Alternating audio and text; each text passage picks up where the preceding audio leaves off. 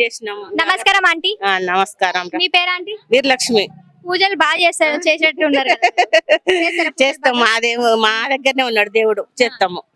ఏ దేవుడు ఉండు మీ దగ్గర? రాజన్న దేవుడు.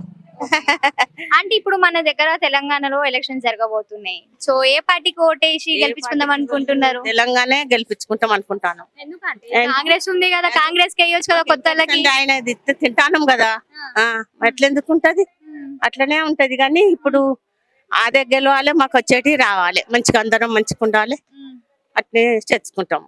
ఎందుకంటే ఇప్పుడు ఒకసారి ఆల్రెడీ మీరు 9 సంవత్సరాలు 10 సంవత్సరాలు ఆల్రెడీ కేసీఆర్ ప్రభుత్వం ఎట్టుందో చూసినారు. ఇప్పుడు చాలా మంది అంటున్నారు కేసీఆర్ ప్రభుత్వం వచ్చిన తర్వాత మధ్యదారులు ఉన్నారు, వాళ్ళ పథకాలకి ఏమైనా పథకాలను అప్లై చేసేటప్పుడు పైసలు అడుగుతున్నారు, అది అసలు పేదల వరకు వస్తలేవు అని చెప్పేసి మాట్లాడుతున్నారు.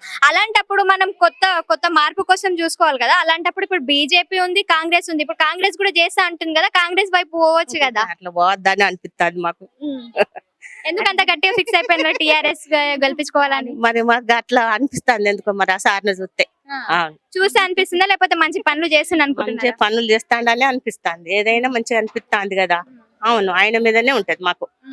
మేము కొన్ని ఆయన ఇస్తే తిన్నాం కదా, మా ఆయనకు వచ్చేది తిన్నాము.